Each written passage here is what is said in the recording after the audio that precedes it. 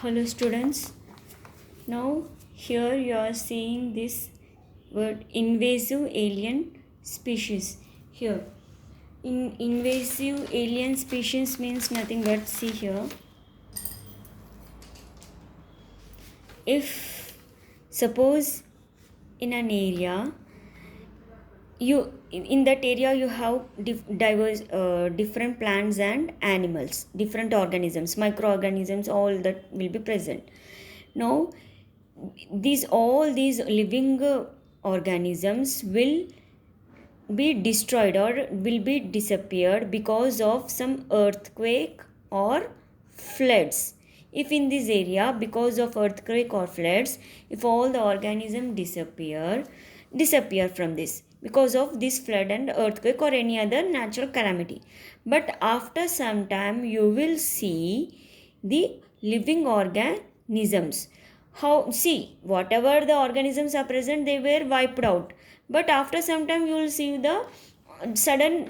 suddenly these organisms. How that means, or the living organisms come from other place.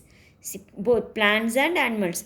How plants will come means, see, some animals will eat plants, plant grass. So during when they are, these animals, when they are in between these plants, they will eat that, no, their seeds may be on their skin. When they come to this place, the seeds will fall on this ground and it will grow these plants. So these plants and animals are coming from other place. Such type of species we call them as invasive alien species.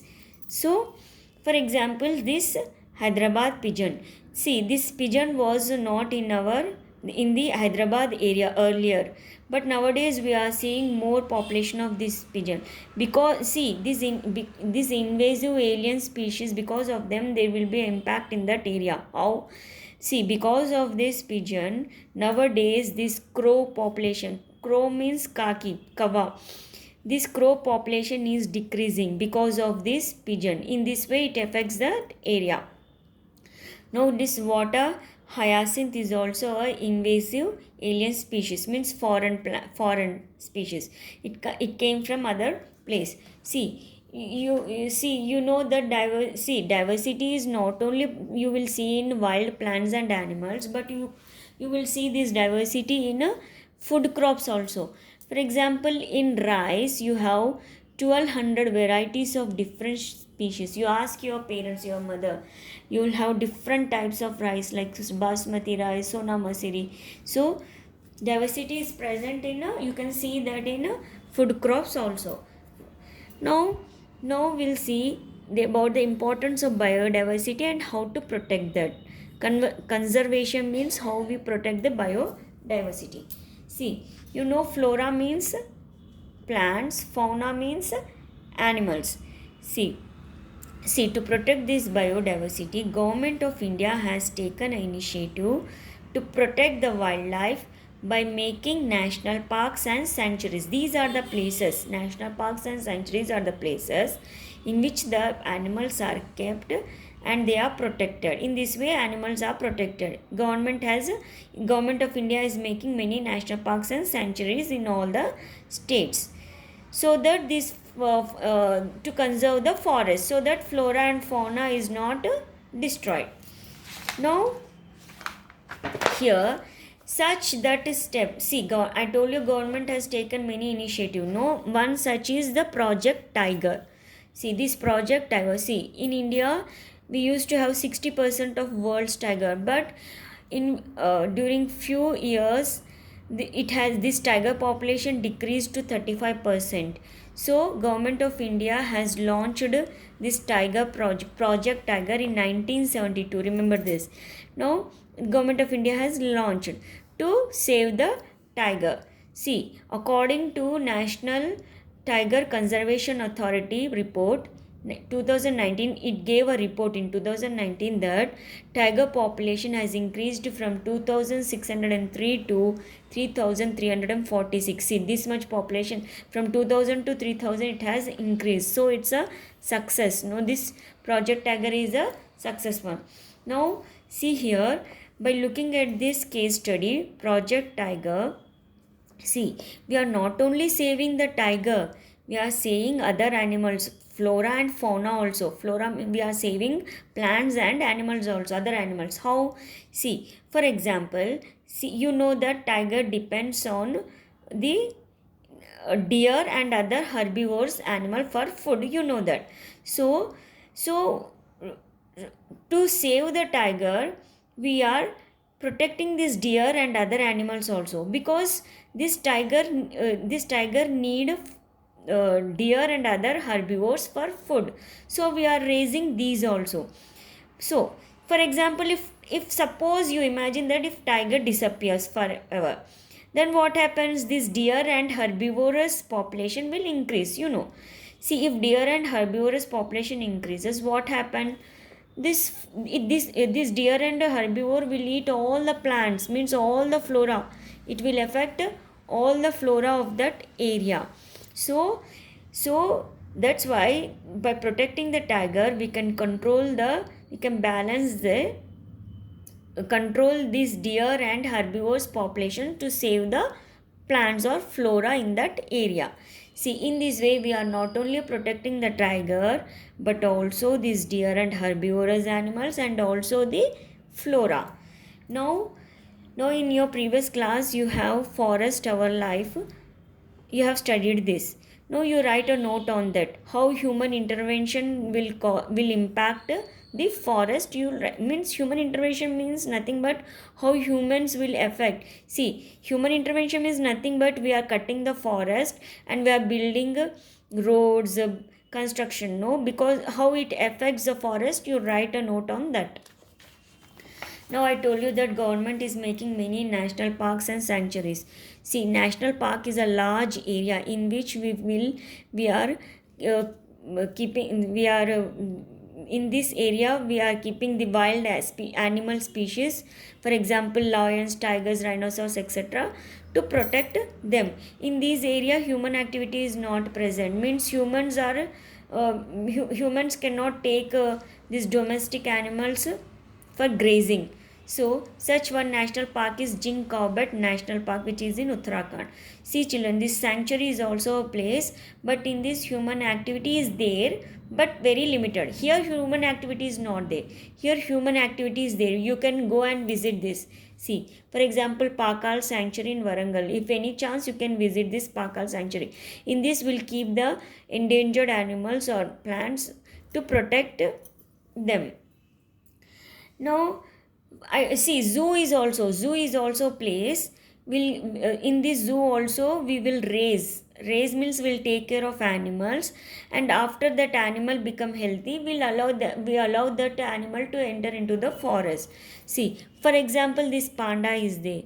See, these zoo persons, see, zookeepers are dressed like panda and they are feeding this panda so that this panda will have a feeling of being fed by mother, and so in this way they will protect these animals in the zoo, and afterwards they will allow them send into the forest. Now this project, see here one term is given, migration. See, migration means animals move from one place to other for food and shelter, that we call it as migration. But here these birds, see, if birds move from one place to other place for food and shelter, that birds we call it as migrating birds. See here, see small flocks means group of birds move from one region to other for food and shelter, are called as, such type of birds are called as migrating birds, and that phenomena is called migration. What do you mean by migration? Means you write this one, means animals, organisms move from one place to other for food and shelter is called migration. If birds move, then they are called as migratory birds. Now for example, we see during rainy season, for example, most of the birds, here names of the birds are not given, but most of the birds, they come from far away places, migrate to Kolleru and Pulicot lakes of Andhra Pradesh. See, in Andhra Pradesh, Kolleru and Pulicat lakes will be present. If you go during the rainy season, you will see many migratory birds. They come from far away places. So this is one example, and another example. See, in another example is this Siberian cranes. See, these Siberian cranes come from Russia. See, that's why this the cranes name given Siberian cranes. See, these Siberian cranes come from Russia. During winter, this Russia will be very cold. To protect from that cold temperatures, these migrate from Russia. Such a long distance. It traveled to India, migrate to India. It covers a long distance. See, amazing. Now, see children, you know that we get paper from the plants, you know. So we need paper. To get paper, we need to cut the plants. So to protect the plants, we should take a small steps towards saving the forest. See how you can recycle the paper. Recycle the paper means whatever the paper you are using now, no, if it is no more useful to you, then what you will do, you should recycle and use it, so that you cannot cut the trees, and in this way you can save the forest. So see, why should we recycle the paper? Why? See, you know that papers are valuable products. No, using no, you can write on your own. See, wasting paper or using more paper means felling more number of trees, causing deforestation. Deforestation means we are cutting the trees in the forest. That forestation means you will have more trees. If we cut the trees in this forest, it will become deforestation. So why we need to recycle the paper means to protect the to avoid deforestation.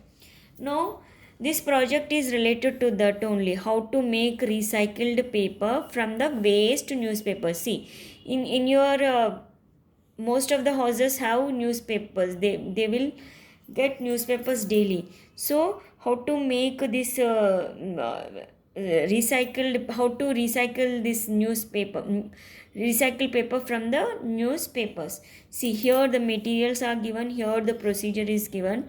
It is very easy to understand. You read by yourself and do this one.